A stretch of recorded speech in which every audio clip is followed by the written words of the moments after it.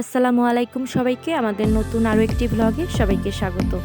শীতের দিনে গরম গরম পিঠা খাওয়ার মজাই আলাদা, তাই আমরা সবাই মিলে চলে আসলাম পিঠা খাওয়ার জন্য।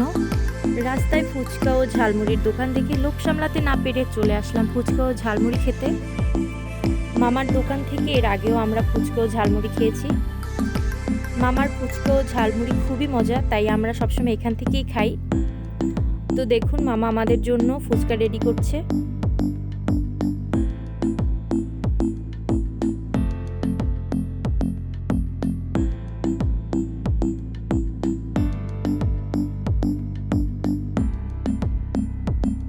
ফুচকা আমাদের রেডি, খেতেও খুবই মজা ছিল।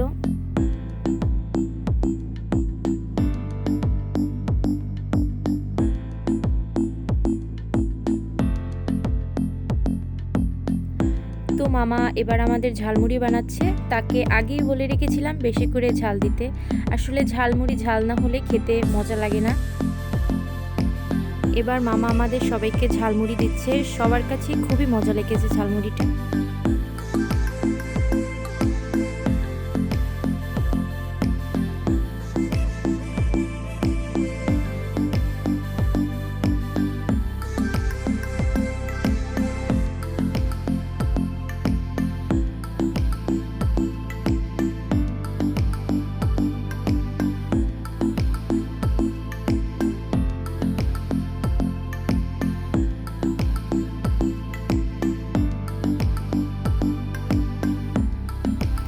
আমাদের ঝালমুড়ি খাওয়া শেষ, এবার আমরা যাচ্ছি পিঠা খেতে, যেটার জন্য মেইনলি আমরা বের হয়েছি।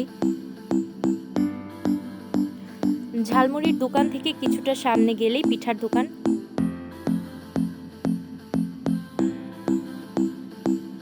রাস্তার পাশে গরম গরম পিঠা বানানো হচ্ছে। আমরা এসেছি ভাপা ও চিতই পিঠা খাওয়ার জন্য। দেখুন কিভাবে ভাপা পিঠা বানানো হচ্ছে। ধোয়া ওঠানো গরম গরম পিঠা খাওয়ার মজাই আলাদা, তাও যদি হয় শীতের দিনে। দেখুন এপাশে আবার 4টি চুলায় চিতই পিঠা বানানো হচ্ছে।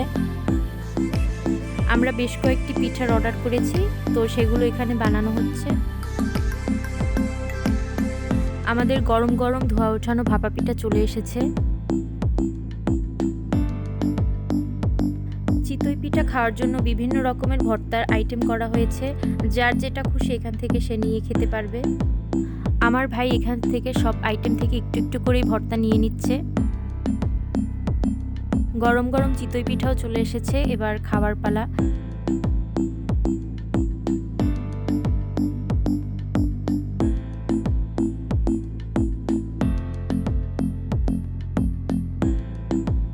এখানে আবার আরেক মামা তেলের পিঠা ভাজছে।